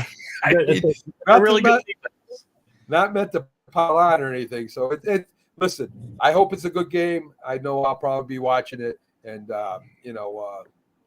good luck to the Patriots in that game. That's a tough one to come out of the box and play. That's for sure. Maybe playing a week one is an advantage though, because as we said, there's not enough focus on actual playing. We don't do this in training camp, so getting them early, I think, is probably one of the best things we got going for them here. So. I agree with that. I think that you're going to see rust, and the rust could play the factor. Yeah, I agree. Special teams, don't turn the ball over.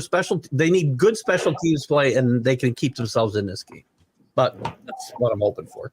All right, we shall see.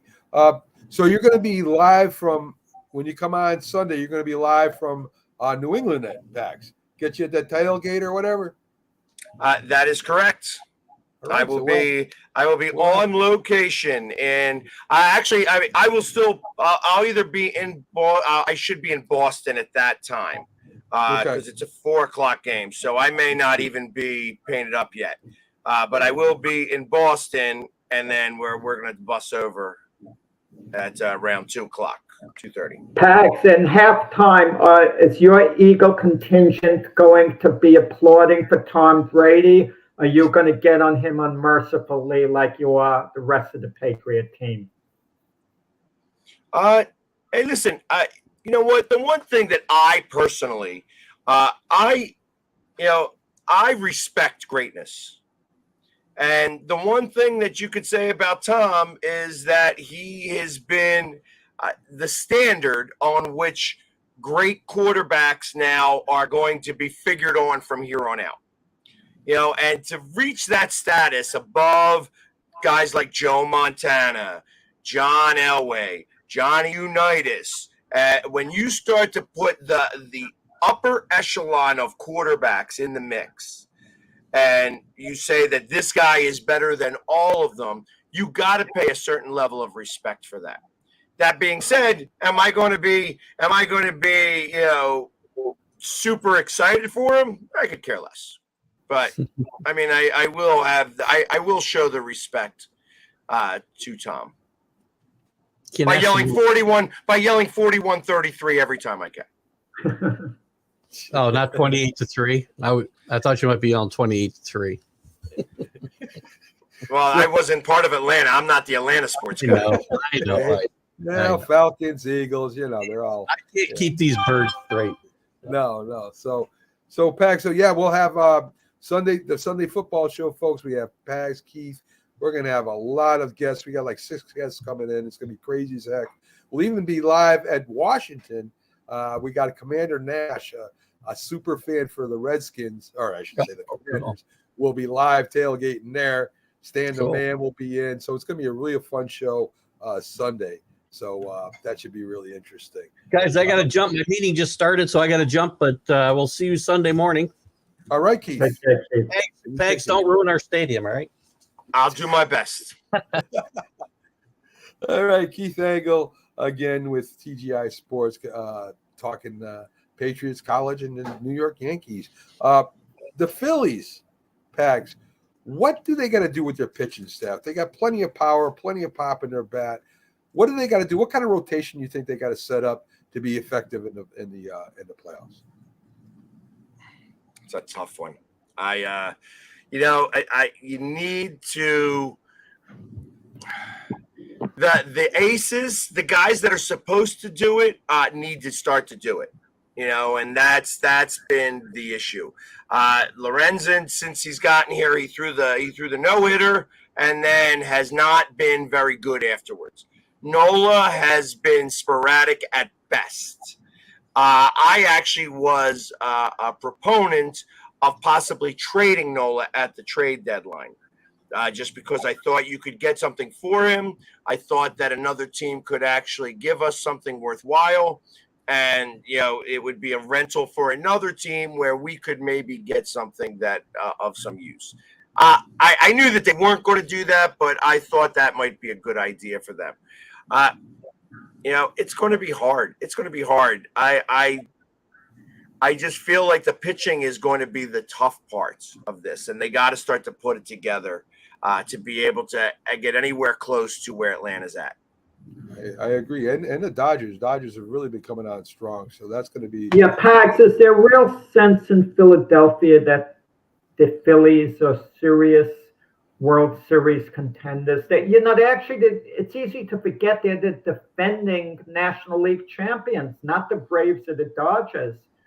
But is there a feeling of optimism that they will actually beat the Braves and Dodgers and push comes to shove?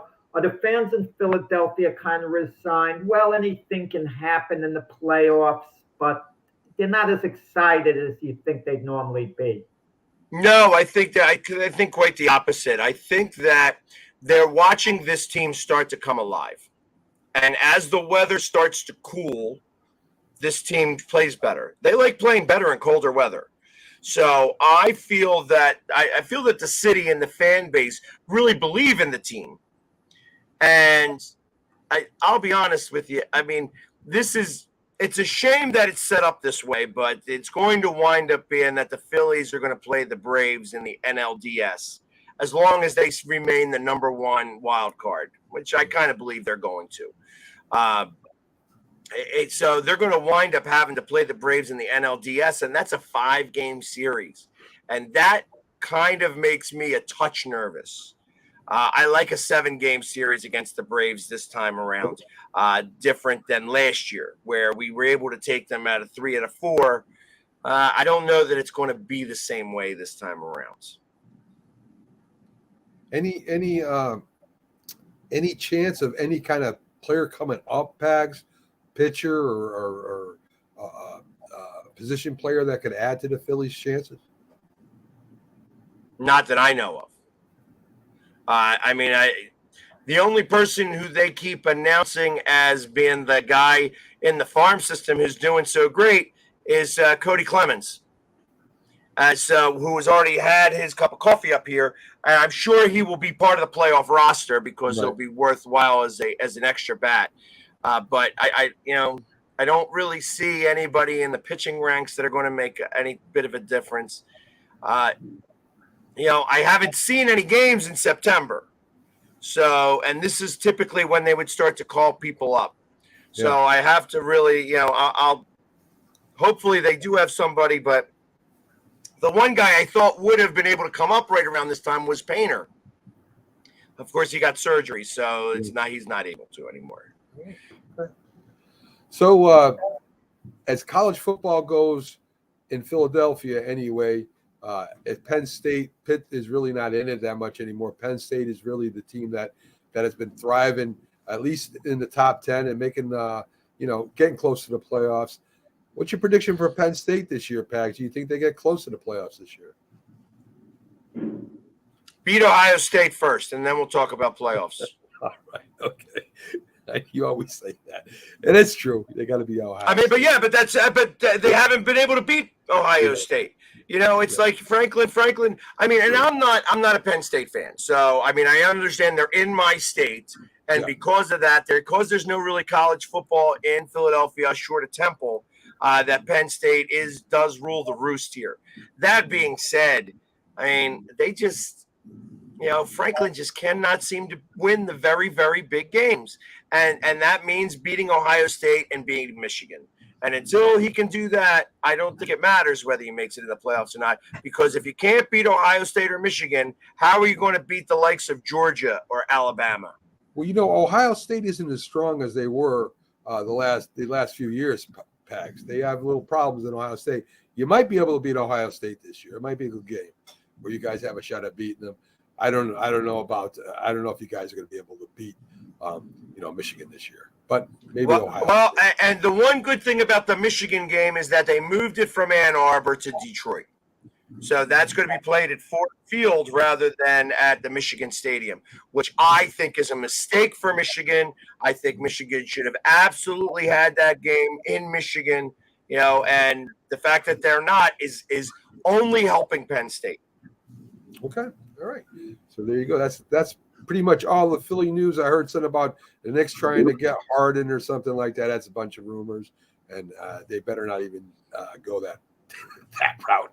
Pags, speaking of an old 76er, Ben Simmons says he's ready to, come back. Everything is good with him now. He's going to have a great year. He's at the top of his game. Good for him. Well, he'll certainly help the Brooklyn Nets. He'll be a force. If he comes back, he's ready to reach his full potential, he claims. Yeah. That's awesome. Okay, but are the 76er fans going to become a little disgruntled if he turns out to be a great player for the Nets? So, does it matter anymore? I feel like the Ben Simmons saga in Philadelphia is over. Like, even when he said, hey, Philadelphia is my second home. We love Philadelphia. It's like, stop. We know what your story is. We know what you're about. He always looks great in practice in the off season. We've been watching those, Twitter feeds and, Instagram feeds, our entire career. So I don't care what he does. Well, Pags, let's make believe Mac is the GM of the Nets and you're the GM of the Sixers. And he calls you up and he offers you Ben Simmons for Harden even up. You make the deal. Wow. Because you want to I want the picks back. I want the picks back. Give me the picks back. No, I'm not just doing that. Give me all the picks. All right. So there you go. So Pags, because we have nothing to go on. We have nothing to go on for the last 2 years. He hasn't played for 2 years But now. this Harden thing is going to be a very interesting saga because he's going to come to training camp with the Sixers to collect his money. He's not going to come in the best shape. He's going to be indifferent. He'll show up in body, but not emotionally, not in mind. And he's going to go through the motions. He'll do just enough where you can't bench him, but he's not going to show that little extra desire that's the result between winning and losing. So he won't do the Sixers any good. But if you trade him, you're not going to get value. It's a very ugly situation for the Sixers, this Harden thing. Hey, listen, you know what? That's why this collective bargaining agreement that's going to get done here in the next year or so. I know that they are using the Sixers as the petri dish. I feel the NBA has used the Sixers completely as the petri dish. As, hey, you're not allowed to tank for players. Hey, we're gonna force feed you GMs and stuff like that. That worked out great because I mean he had like 18 Twitter feeds telling himself he's doing a great job, and they found that it was all him. It's like, and everything else that's been going on with this between Ben Simmons and now James Harden, you're going to see the Sixers all a part of the next collective bargaining agreement. And like I said, the NBA Players Association lost a lot of grounds because of the way these players are acting, and it's going to change tremendously. So I don't care how he comes into play. But I've said this before. What the Sixers have to be concerned about is Joel Embiid. He's been a good citizen, putting up with everything. But if it ever gets to the point where he sees they just flat out can't win an NBA championship that year, as soon as he requests a trade, things don't get better in Philadelphia. They just get worse. And you're going to have like a Damian Lillard type situation where the Sixers are eventually going to have to move on from Embiid. They'd rather not do it. But I think their focus has to be on Embiid. They have to be, relevant to keep Embiid happy, to keep him in the fold, because Embiid hasn't said anything publicly. But you could sense that little bit of tension. Yeah, but so the one thing that we've got going for us that is better than, I believe, every other NBA team is that with this new agreement coming into place for next year, the only team who has the ability to really make big splashes in free agency is the Sixers, because of the way that they have these contract structures set up. And I mean, hey, we just found the answer to all our problems. We just signed somebody a couple days ago. He's the answer to all our problems. Danny Green. But in a realistic sense, I mean, I kind of think that Giannis didn't re-sign with Milwaukee because they don't know. He doesn't understand where Milwaukee's plan is for this future, because they don't have the ability to do the things that they need to do without signing him. So, I mean, could we possibly see Giannis and Embiid on the same team? Power forward and center. That's a possibility. I mean, so nothing is impossible right now. And I think that the problem with this season is that it's here. You know what I mean? That we got to deal with it. And there's going to be a lot of drama. But at the end of this season, it's going to be sunshine and rainbow for the Sixers because, like I said, they're the only team right now that has the ability to really make a big splash in free agency because of the way they have all their contracts set up. All right. So we got like almost 15 minutes left. Jack, want to get a little boxing in here. Pags, are you all set? You got to go, or can you stay through it? I could stay through some boxing. Okay. All right, cool. Well, there's no big stories in boxing right now, Mac. I mean, let's start with the Fury exhibition. This Fury with it's considered against this mixed martial artist. I don't even want to dignify it, okay? Because he's fighting a guy who hasn't had one pro boxing match yet. I don't care how good a martial artist someone is. It's fought with boxing rules. If it was fought in the octagon, that might perk my interest a little more to talk about it. But I would rather not. I got into a lively debate with my co-host on Gluffus, Frank Laterzo. And by the way, the next 6 weeks at least, we're going to be running on Thursday nights at 7 o'clock instead of Mondays. Okay, Mac, we're counting on you to promote that, Mac. And Frank, we're going to have to talk about that a little bit too, because some Thursdays I got some things I got to do. So I'm first hearing now. We're negotiating on the air. We're negotiating publicly now. Okay, so I was going to say it might have to be done on tape delay because Thursday nights usually everybody's getting ready for football. Yeah, well, it could be a good lead-in for football. What do you think? I mean, and speaking of football is doing the same thing that boxing's doing. An 8:20 start to yesterday's game, the Chiefs and the Lions. Now, a lot of people work Friday. They have to be up early in the morning. Was there any need to start the game 8:20 Eastern time? I mean, they don't even start at 8. These darn games.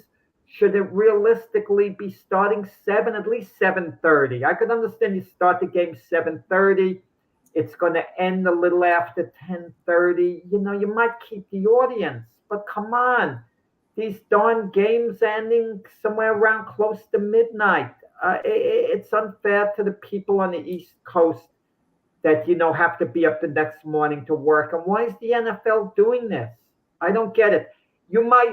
Are they going to think they're not going to have the same ratings early in the game as they would if they started later?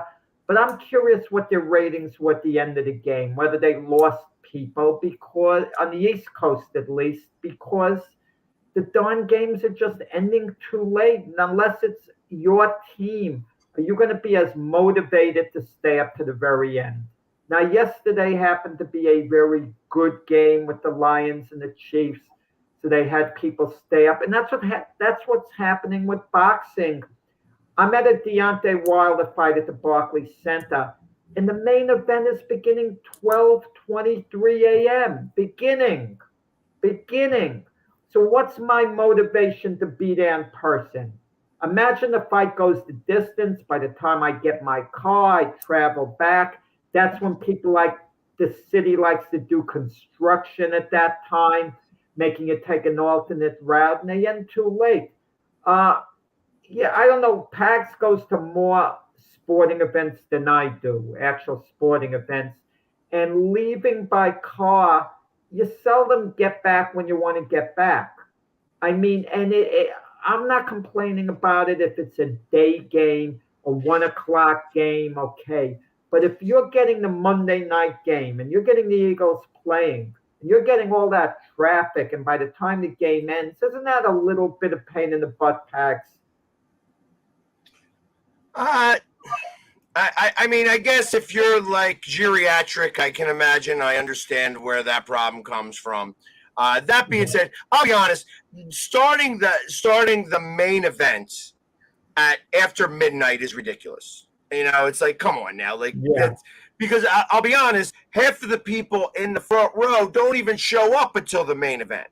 So they're already doing that. You could do that at 11 o'clock, and still be fine, where the main event, where you have a 10 rounds or 12 rounds of boxing and be done in an hour, but I think it's a little ridiculous when it comes to football. When the Eagles play on Monday night on the 25th of September, that game starts at 7:30. And because they have 2 Monday night games that week, where it's 7:30 and 8:20. So I kind of feel like the 7:30 game, I think that's what they're trying to do. They're trying to figure out exactly where that's going to play. I think 7:30 is a better start time, specifically because you get the prime time television. You get the extra. They started 8:20 because they got to start it at 8. They don't want to start it at 8:30 because the game will go to midnight. They want to get the 20 minutes of the pregame show in there and then kick off at 8:20. I think they're going to start playing with these 7:30 times so that they can see if there's people that are actually interested in that they won't do it for Sunday games, but they may do it for the Monday night games and the Thursday night games. Sunday night games have to be after 8 o'clock. Super Bowl does it right with a 6:30 Eastern. I think you gotta take in consideration where the game is being played too. A lot of people in California aren't really going to care when the Eagles play, but they're going to care when the California teams play or their division plays. So Monday night you had Kansas City versus Detroit, which is what mid America. So that's not going to go off at 8 o'clock. It's going to go off around 7:30 for them and 6:30 on the West Coast. They're more interested. The East Coast. Yeah, but Detroit was 8:20. Yeah, Detroit's still Eastern Standard Time. Okay, but for the Eagles, they're going to want to show it earlier.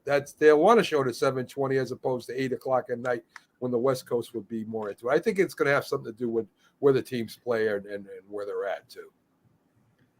Yeah, but they have to lay the time starts. These are the times for the Sunday night games, and it's really what it is. I mean, but with boxing in 3 weeks, Canelo Alvarez, Jamel Charlo. So my co-host Frank Luterzo, I think I was saying before, I was starting to say, I wasn't critical of me. He liked to move it up for debate stuff, good debates, because I said if Terence Crawford fought Canelo Alvarez and didn't beat him, it would hurt his legacy. And Frank says, oh, not at all. He's moving up 3 weight divisions. Well, weight divisions are manufactured. We have so many additional weight classes that it's not like years ago. We even hear the word undisputed. Well, everyone was an undisputed champion years ago. So I don't want to hear undisputed, 4 belts to choose from. I like to compare to other sports. Imagine there were 4 possible NFL champions. And we're going to hear, well, undisputed Super Bowl champion. I mean, if we had different football organizations, well, I know you'd like this, Pags. One of them would make the Eagles their defending champions right now going into the city. One of them would have the Cowboys, I'm sure. One of them would have whoever else. I mean, it's kind of ludicrous. But Terence Crawford, if he fought Canelo Alvarez, would not be giving away substantial weight. I don't want to hear, well, Canelo is 3 divisions above him. Technically, Canelo is the super middleweight champion at 168 pounds, but realistically, he's a middleweight. Crawford's the welterweight champion, 147. If Crawford fought Canelo, he would come into the ring at 156, 157. Canelo would come in at about 166. 167. So he'd be giving away about 10 pounds. Realistically, it's not that much. Canelo's really not that much of a bigger guy. So it would affect Crawford's legacy if he couldn't beat Canelo, much the same way it would have affected Sugar Ray Robinson's if he couldn't beat Jake LaMotta, who was a bigger man who was giving away about 15 pounds too. So I don't want to hear the complaints. Crawford would need that monster win to cement himself as an all-time great. Luterzo's ready to call him an all-time great right now. I say let's wait till his career's over. Let's wait until he's done a little bit more before we discuss him as such. Okay. A little quick thing on Canelo Charlo. Canelo's been training using high altitude, working on his cardio and speeding up his defense. So we'll see what happens in that fight where Charlo and Canelo go at it. Should be a good fight. Good fight, September 30th. Charlo represents Jamel Charlo, a serious threat. Yes. But I think when all's said and done, Canelo should be able to beat him a little stronger, relentless enough. Always has the judges seeming to be on his side by a little bit, So we'll see. So, folks, coming to the top of the show, thanks to Byron Williams for coming in. Thanks to Keith Engle, and, of course, our favorite, the Philly sports guy here. Tomorrow, Saturday Debate Show. I have some great topics for you. You're going to have to know a little bit about football to stay with us tomorrow, folks. And the Big Sunday Show. Crazy time. It's going to be full of football, full of different personalities. It's going to be full of fun, folks. So we'll see you tomorrow. Saturday Debate Show. We'll be watching for Pags as he goes to New England and the Eagles go marching against the Pats. Should be a great game. So we'll see you tomorrow, 8 a.m. through 9 a.m. on the Mac and Jack Sports Debate Show. Have a great Friday night, folks.